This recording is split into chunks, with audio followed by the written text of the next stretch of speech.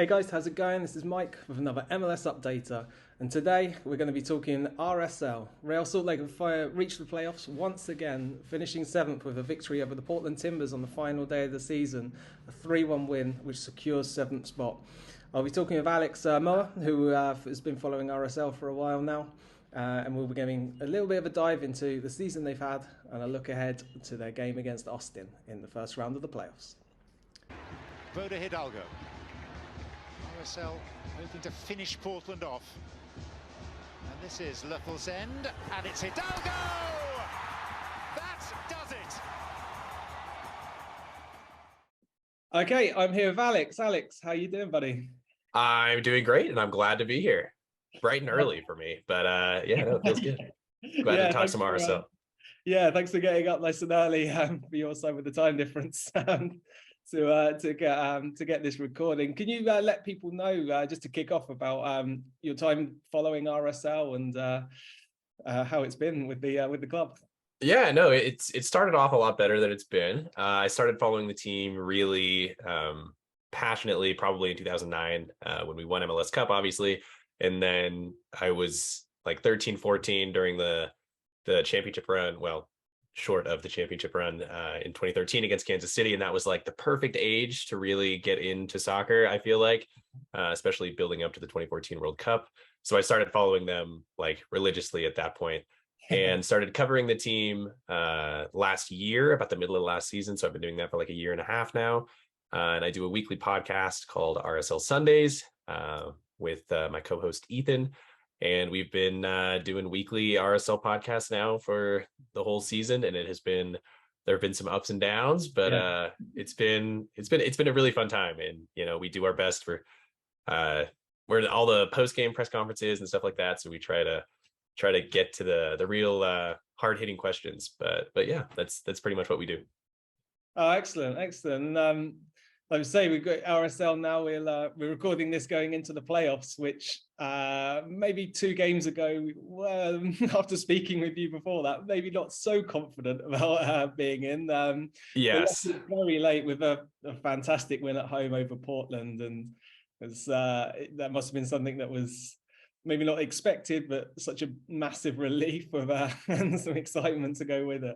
Yeah, it really was truly unexpected because, I just mentioned off air that I think it was our first win in the last 6 or 7 games. And that includes home games against Cincinnati and DC, where you'd think they were much weaker opposition than, a do or die Portland Timbers team that really needed a win to get into the playoffs. And it was a dominating victory, which I still, you can go back and listen to the most recent RSL Sundays if you're interested in some deeper, hard-hitting analysis, but it doesn't really get much deeper than us both kind of not knowing where this performance came from, because it is a hard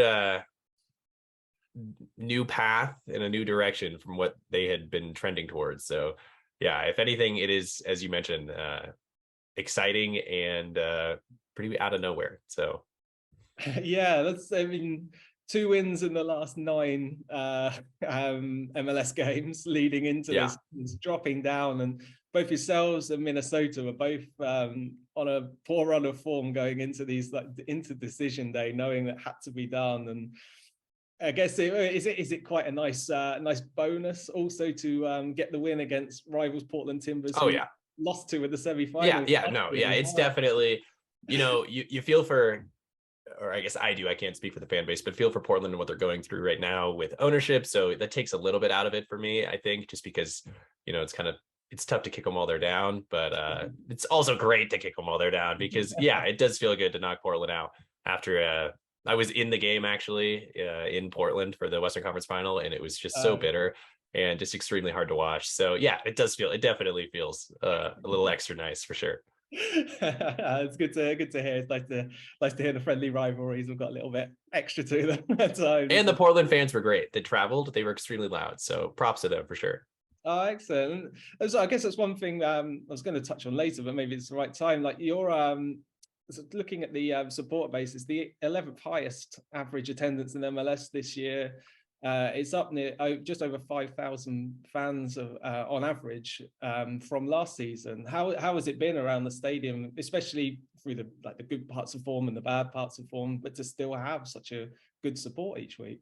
It's been awesome, and it's been refreshing, I think, to say the least. It has been a very clear directive of new ownership to really freshen up the stadium. There's been, I don't know if you've seen them, but there's like murals all over the place now. They've got a bunch of cool like lights, and there's like a corridor that you can go underneath with, like, it's just really like freshened up is the best way to put it. Before, it was really just kind of a bare concrete stadium. Like if you pictured in your head just like the word stadium, that's what it was. Now it actually has some sort of semblance of personality, and they have really pushed sellouts. I think it was the first time in club history they've sold out 17 straight regular season home games. And there's been mild criticisms of, you know, what actually constitutes a sellout when there's pretty clearly 5,000 people missing. But no, the atmosphere has been night and day from what it was last year, and that is in large part due to ownership, and the people that were, you know, in place within the club trying to push this for so long were unable to under previous ownership. And so I think they, in conversations I've had, it's felt really freeing for them. I hope I'm not speaking for them too much, but to be able to kind of push it in a direction that includes more fans than trying to squeeze more dollars out of the richer fans, if you catch my drift. But yeah, no, the stadium's been awesome, and it's been like, I don't know how, you know, steeped you are in Utah culture, but to have a sellout on a Sunday afternoon is a pretty big feat for the club. A lot of churchgoers that normally can't make it, so that was really cool to see, especially on decision day. Yeah, oh, that's excellent. I mean, what's quite interesting is that you finished in the same position as last year, but the goals haven't been coming.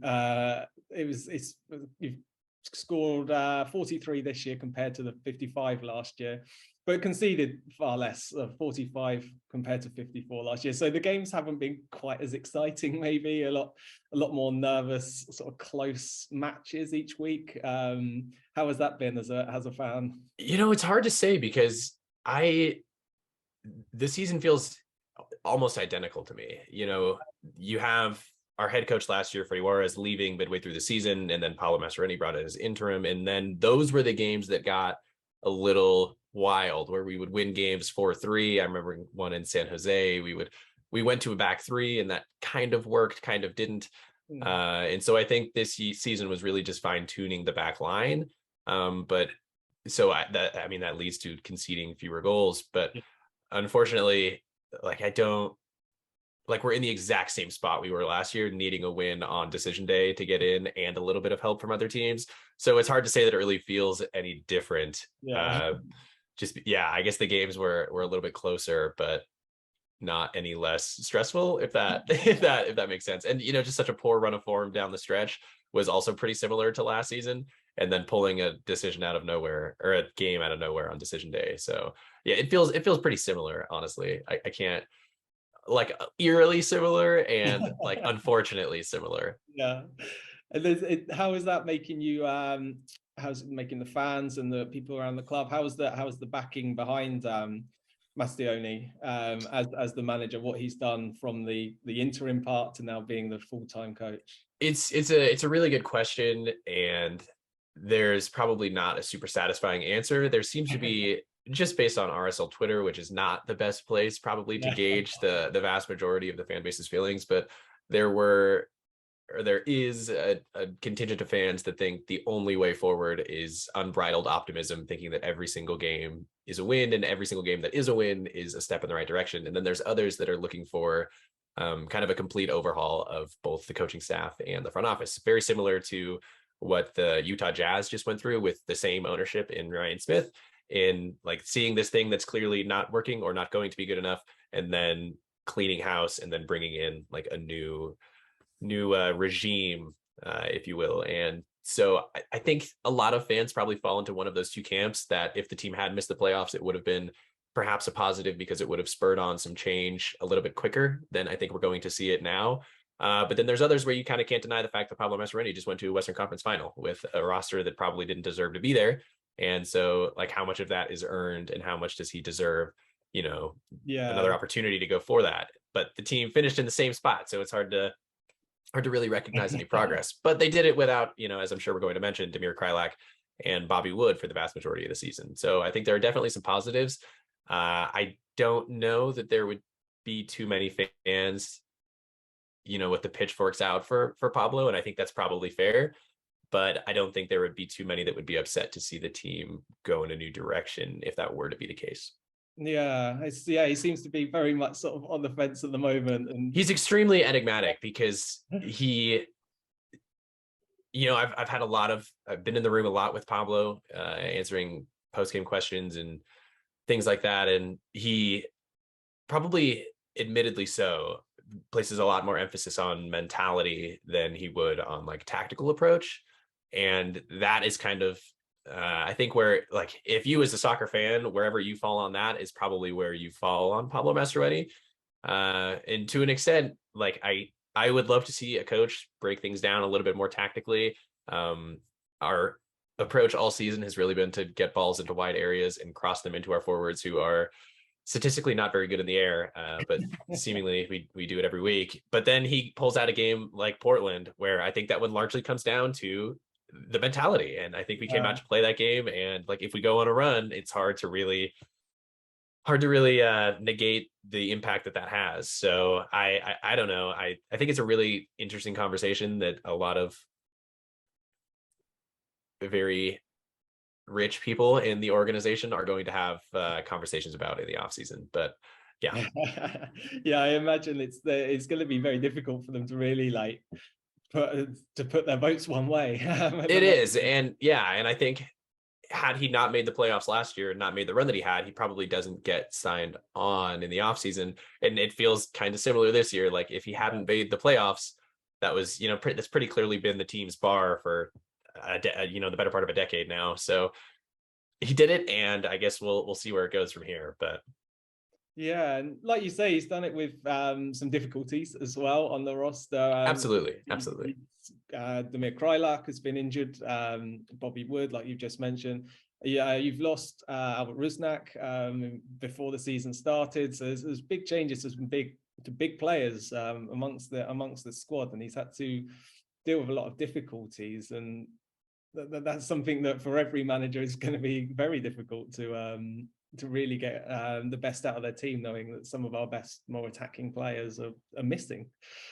Yeah, he turned Jasper Lofelson, the third-round super draft pick, a converted right back, into, one of the league's more competent, I'm not going to say, great center midfielders, but certainly like a guy that played an extremely important role throughout the season. And I mean, that's certainly, as you're mentioning, not worth nothing. RSL carried through nicely. Here comes Jasper Lofelson, JT Marcinkowski. But then he also took guys like Jefferson Savarino, some really top end talent, and then instead of playing him on the wing all season, kind of forced him into this weird pseudo 10 number 9 role. It was essentially a free role, but it meant him getting into spots where he's really good less frequently. And if you go back and watch the Portland Timbers highlights, he's actually playing again on the wing, and he gets a goal and a hockey assist from really good combination play and the ability to kind of isolate defenders 1v1 in a way that he couldn't do at striker. So now Savarino succeeding beautifully.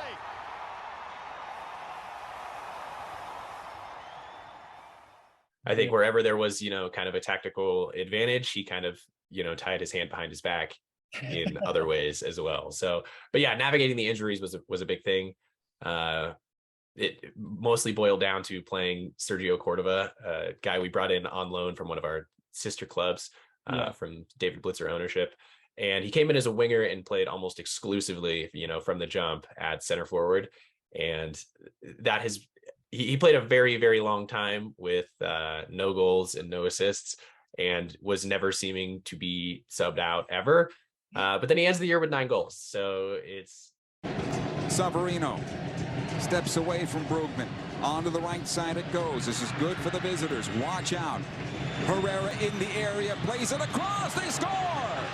Cordova on the end of that one. It's really like there were some really dark summer days there for RSL, and that was kind of where that stretch mostly lived. But yeah, so it's really difficult to kind of discern tactically the team's approach throughout the course of the season, because it wasn't really dependent on formation. If we played 3 in the back versus 4 in the back, not a whole lot changed. It was just like positional, like the approach was never that much different. No, and that's something you you mentioned before, like getting them forward. Rubin finally got a goal at the end of the decision day. Cordova, 9 goals, as you've just mentioned, after he arrived on loan this year. One of the difficulties that's been is obviously the goal scoring. Only 2 players on the squad have scored more than 3 goals this season. So there's a huge reliance on everybody getting forward and everybody trying to find a way of contributing in some way. There's no leader that some other teams will have that will take the lead and say, look, give me the ball in this areas and there's a good chance I'll score. Mm-hmm. It must be quite frustrating to see as that you don't have that sort of talisman or those players in those attacking areas who can regularly provide like really good shooting opportunities for players.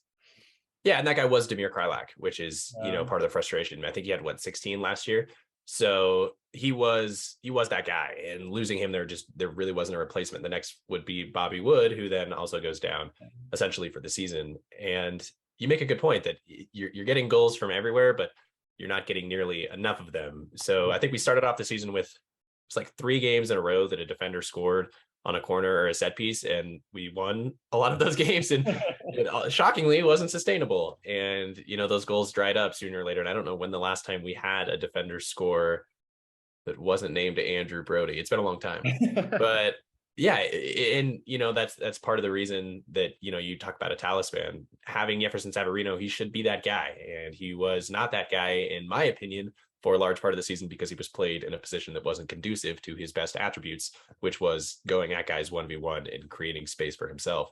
He was playing at center forward. He kind of always had a center back on him, and there weren't other people to occupy the center backs like we saw in this Timbers game where Rubio Rubin and Sergio Cordova do a great job of having the center backs kind of gravitate to them because with a goal, Rubio Rubin proves that you have to at least keep an eye on him, and then that allows the space for Jefferson Savarino, in my opinion, to get his goal where he comes into a little bit of pocket, and if the center back steps, then he opens up Cordova, and so he stays home and he's able to bend it around him. Those are the kind of opportunities that I think we didn't see enough of because guys were playing in positions that probably weren't most conducive to a lot of their best strengths. So yeah, you think you mentioned we don't have a talisman, and you're right.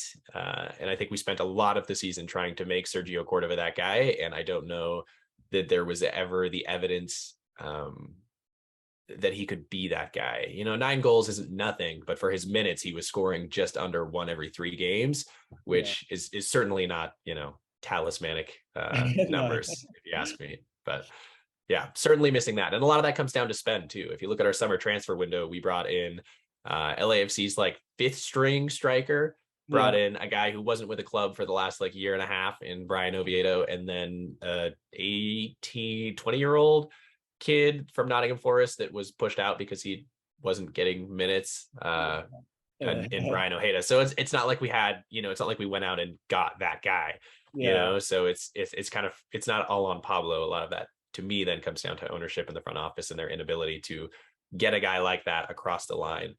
Because as you mentioned, it was a clear need. Like you could watch this team for a game and understand that, after 3 or 4 Cordova missed sitters, like that he wasn't the answer.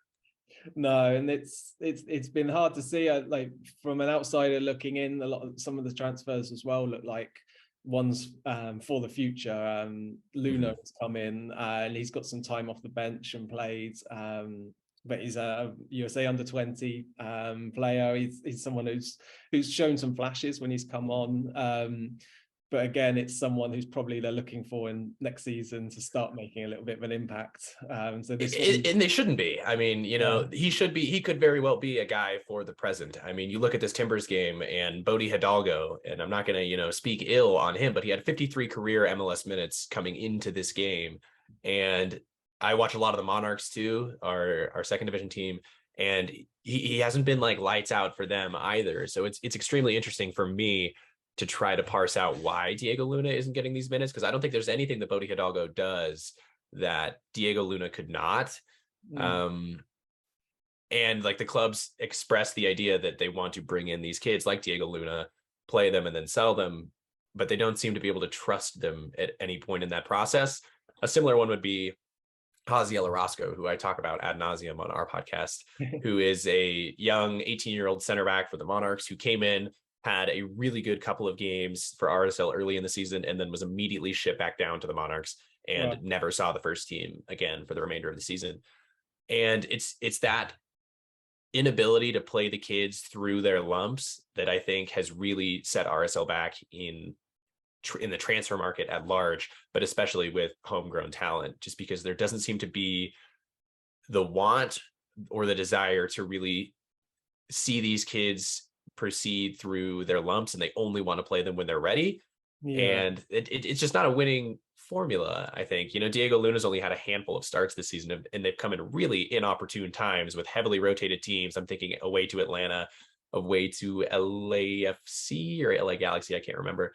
And there just doesn't seem to be a real plan in place to how we're going to progress with him, which is strange because he mentioned specifically that the reason he chose RSL over other options was because they had such a strong plan for him. And I'm hoping he's not just sitting there on the bench, like twiddling his thumbs, thinking about the plan that he was sold that he's not getting, or he just accepted like a really strange plan for a young player, to really want. So he's one that is really interesting to me. And another one of those that I feel Pablo may have just overlooked for a season, because I think that there are a lot of minutes given to others that he could have had and done the same thing with possibly higher upside, I don't want to say that Bodhi Hidalgo is what he is, but his ceiling is probably not much higher than I think what we've seen. However, he is the first Utah-born goal scorer in MLS, and I love that. That's a great little stat there. It is not one I use. It seems interesting. I don't want to keep going back to the manager. It seems maybe the fact that no one's 100% sure whether he'll go or stay, or whether they want him to go or stay. And it seems like he's in the same boat of, I need to make the playoffs, but I need to bring these young players through, but are they ready? Yeah, exactly. And one of the most important moments in the season for me to that point is our game in Austin, where we get a start from Johan Kappelhoff. And the club puts out all of his MLS experience leading into the game, and he's horrific. He's terrible. And it's part of the reason we lose that game. And that's Austin's one win in their last 6, if I'm not mistaken. And that's against us. And it's because, instead of bringing on a guy like Pazil Orozco to play those really high pressure minutes, he brings on a Johan Kappelhoff because he's more experienced, and he falls asleep on 2 of the goals. And it's like, he's never going to learn anything from that. Johan is who he is at this point in his career, but Pazil Orozco, if he has those sorts of moments, like maybe that's a real like growth point for him, or a real hard lesson learned, and he becomes more than, what he is currently, which for Johan Kappelhoff, like, it's not going to happen. It's not going to happen. Like, and so that's one of the ones for me. One of the most head scratching ones was starting Johan in that game, and just falling back purely on experience, and like, oh, so you clearly don't trust the young guys in these moments. And RSL, for a team that spends so little relative, well, I think we're somewhere in the middle of the pack, but for a team that spends less than, has been seen to win MLS Cup over the course of the better part of a decade. If you haven't been top 10 in spending in the last 8 years, you haven't won an MLS Cup. You need to be able to grow those revenue streams in separate ways. And part of that would be on selling on younger players, and they're just never going to get sold if they're not played. No, they won't gain any value. They'll just continue and progress as long as their contract does, I guess, in some ways. And then they'll leave on a free, and they'll be great in Europe. Ledesma, but I digress. Taylor Booth too. He's playing well. I guess we can't not mention Zach McMath.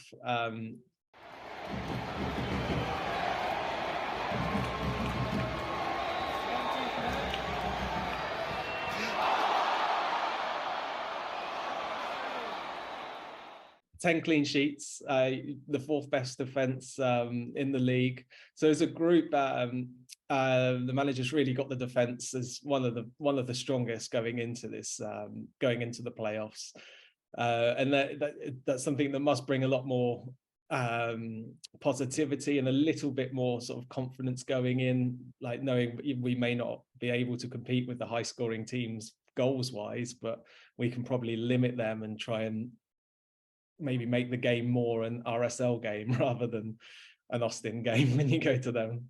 Yeah, and I think every single fan would agree that they have much more confidence in us holding a 0 than scoring 3. You know what I mean? So yeah, that's definitely the backbone of our team, and our approach is to be solid defense. I think Pablo has said that probably half a dozen times over the season, that we want to be solid defensively, and then you can kind of build from that, which I think is a fair approach, especially for the roster that he has. And just, the player who he was, and, now the coach that he is. If you look at his season in Colorado, where they take first in the West, they didn't win the Supporters Shield, right? But I think they were first in the West. They were like one of the better defending teams in league history, because they just didn't allow teams to score multiple goals very often. And that's going to be, if RSL is going to have a recipe in Austin, it's, you can't allow 3 goals again, a recipe to win. The last time we played them 5 games ago, if you allow 3 goals, we're not scoring 4 on the road. So yeah, I think that would be, and Zach, and to your point, Zach McMath is the first time an RSL player has played every single minute of every regular season game. And that's a testament to his durability. I think more than anything, I think David Ochoa should have been the starting goalkeeper from the start of this season. He came in injured, unfortunately, in preseason, picked up a quad, if I'm not mistaken, then a finger injury. It was a whole rigmarole with David Ochoa, and then obviously gets in trouble with the club, and that was months ago. And I refuse to dive too deep into that again. I think David Ochoa deserved a lot better here than he got, but it should have been David Ochoa. So I don't know that it is a huge testament to Zach's ability, more so than his durability. Clearly, as you mentioned, one of the better defenses in the league, but I think you'd be hard pressed to find a Zach McMath highlight video over 3 minutes this season, because none of the saves have been crazy. And I don't know, there was a very, very short segment of the season where some fans wanted him to be goalie of the year or MVP or not MVP, an all-star. And I think that was always a little bit blown out of proportion. Yeah. And we've got really good goalies in the wings. Jeff Dusnup is one for the Monarchs, who unfortunately didn't play all season, but then we had Gavin Beavers. I think he's a 16-year-old goalie and 6'5", and he's just built like a small truck.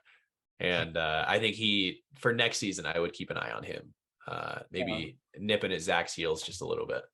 Yeah, it seems like you mentioned, obviously, with Joe, was probably the one that we expected. He's filled that gap for this season then very well, and now it's given them maybe it's given RSL that chance to monitor these other goalkeepers. Yeah. So it's unfortunate, but as well as he did do, it shouldn't have happened simply because it should have been David Ochoa. So it's kind of hard for me to compartmentalize that a little bit. So like you say, the playoffs are Sunday. It's a trip to Austin, and it comes after such a strange game a month ago, losing 3-0 there to a Musa Jite hat trick. But they were the only 3 shots that the team had on target for Austin. And RSL, as much as we mentioned, they're not the biggest attacking threat. They still managed 17 shots in that game, 6 on target. They had the better of possession, but just didn't really, just couldn't get through and couldn't get that first goal to try and then sort of maintain the game as much as they would, and maybe got caught then chasing for a goal. But how is the thought with that so fresh in the minds of not long ago to now be going to the same game in a playoff round? How is that? Yeah.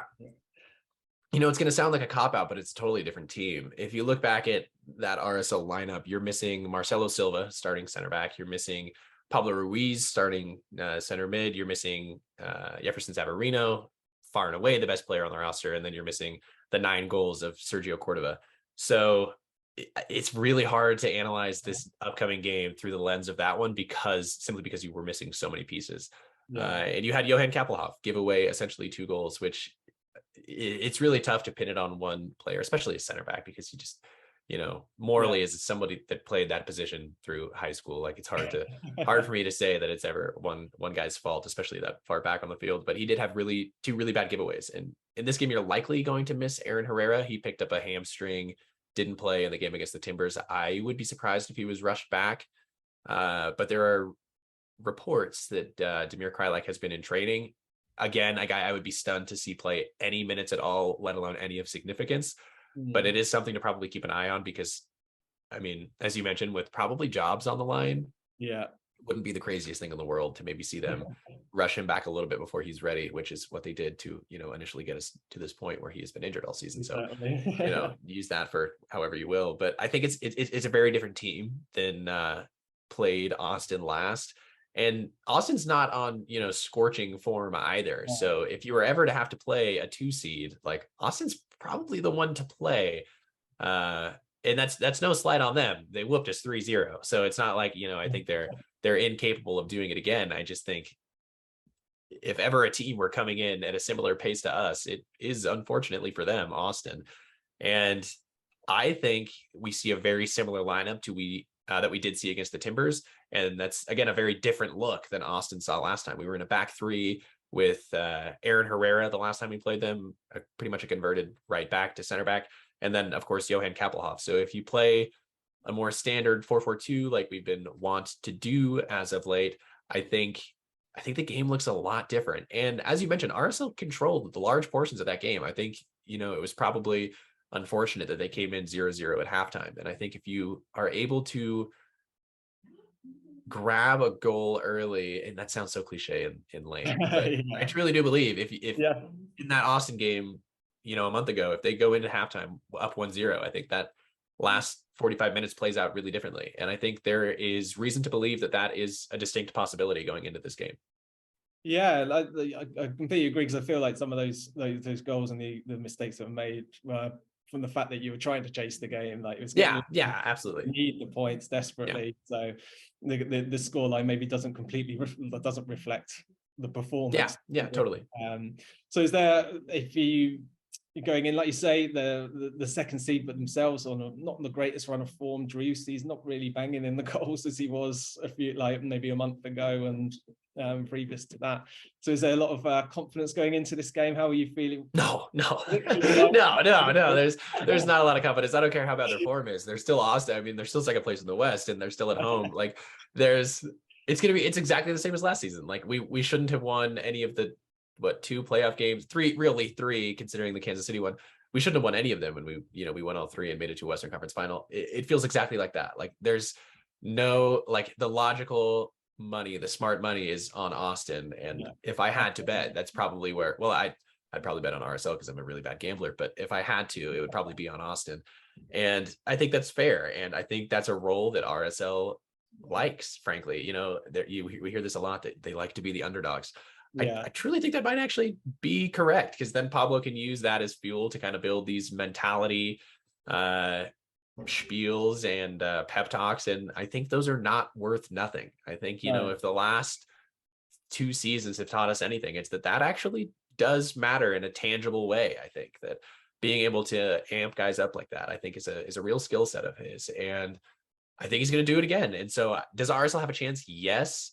If Austin scores early and we have to start chasing, I think that changes things a lot, because we do not have many options off the bench.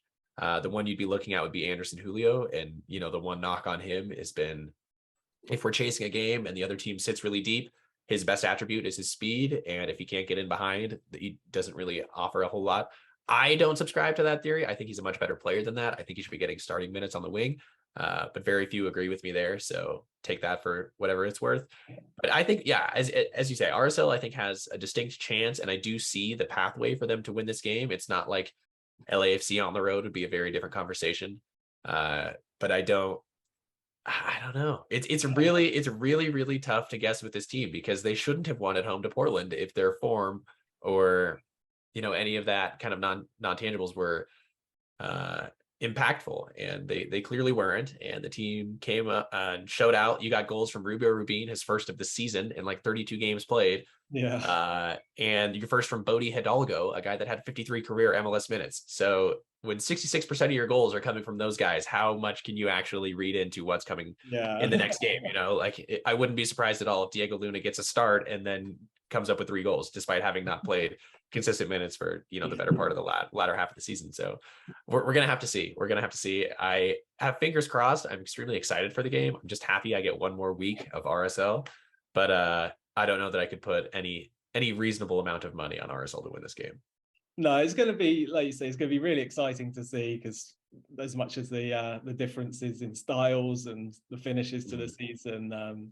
Yeah, there's definitely it still could go either way, and I think for a neutral, it's going to be an interesting game. It may not be the most exciting, but... and the underdog story is going to make it even better when RSL does inevitably win this game. So I'm very excited for that.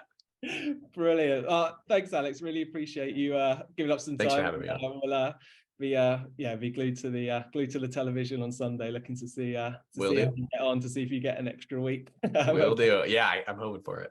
Can you just remind everyone where they can sort of find you on Twitter and some of your RSL podcasts as well? Yeah, so I'm on Twitter at Alex Maurer, Mower. And then in my bio, you can find the link to our podcast page for RSL Sundays. We, as the name suggests, drop an episode every Sunday. We have quite the back catalog if you want to go through and listen to the old Austin review. We've got that for you. Maybe get prepped for this game. But yeah, that's where we're at. We also work under the Hive Sports. So if you are more interested in Utah sports as a whole, you can find them on Twitter at the Hive Sports. But yeah, that's us. Every week we got an RSL episode, kind of reviewing and previewing the last 2 games. But yeah. Brilliant. Okay, Alex, thanks very much for joining me. Thanks for having me on. Appreciate it. Enjoy the game. Yeah, well, we will, one way or the other. Win, lose, or draw. We will enjoy it. Excellent. Brilliant. Thanks, Alex. Thanks for that, Alex. Really appreciate it. Really great to hear from someone who follows and covers the side. A team who don't, as we've covered, don't really provide free-flowing, goal-scoring football, but definitely a side who've got a real chance to keep games tight, defensively very sound. A whole new team than the one that played against Austin just around a month ago. So it'll be really exciting to see what can happen with so much on the line in this game. We'll be down in Austin for this one, so they'll have the home field advantage. RSL's form not the best on the road, but they're getting their team back together. They've got that mentality that the coach brings. And you never know. You can never write off this side. It's been so easy from the outside looking in to think, what is it that makes them tick? But they're there, and they continue to fight. And we'll have to see what happens around the club, depending on how far they can proceed, whether they can get this victory over Austin and proceed further, or if this is the end of the road. And we'll have to see what happens for their plans for next year. But it's great to speak to Alex, and you can follow me at Mike Rice 1983 on Twitter. Please hit the like and subscribe button, and we'll be back with more MLS updaters during this exciting playoff time. Brilliant. Thanks very much, guys. Take care.